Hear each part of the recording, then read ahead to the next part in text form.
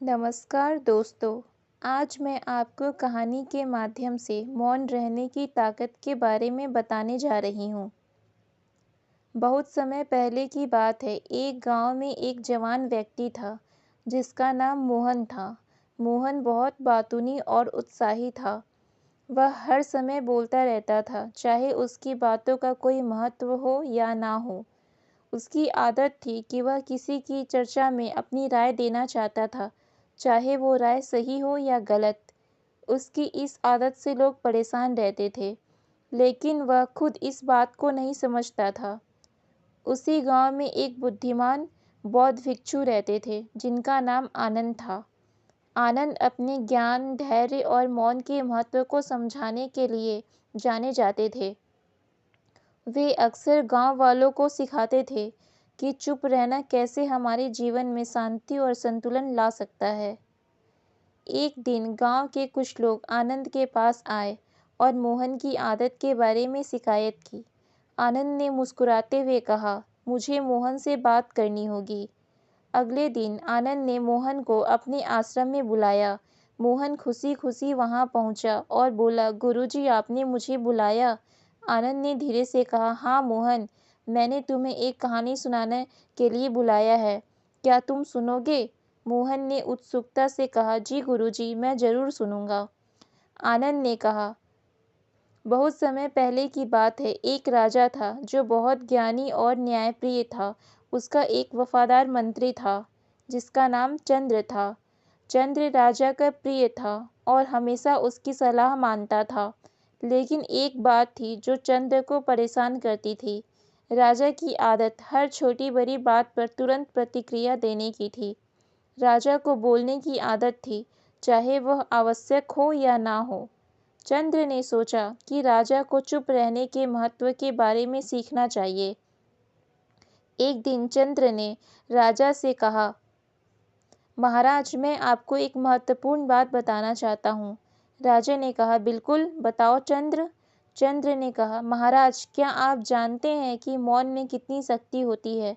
कभी कभी चुप रहना ही सबसे बुद्धिमानी होती है। राजा ने इसे हल्के में लिया और कहा, मैं समझता हूँ, लेकिन मैं तो राजा हूँ, मुझे बोलना ही पड़ता है।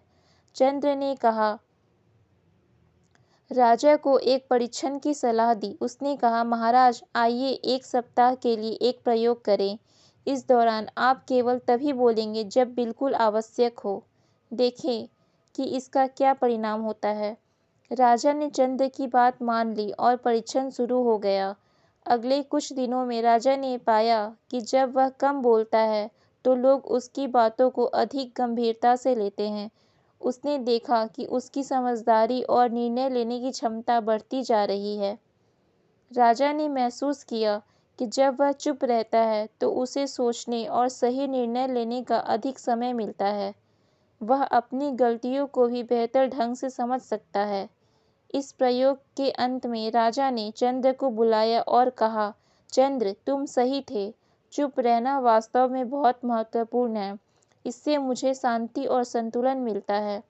चंद्र ने मुस्कुराते हुए कहा, महाराज, यह सच है कि कभी कभी चुप रहना ही सबसे बड़ी बुद्धिमानी होती है। मौन में शक्ति होती है और यह हमें आत्मसंयम और समझदारी सिखाता है। मोहन ने गहराई से सोचा और फिर आनंद की ओर देखा।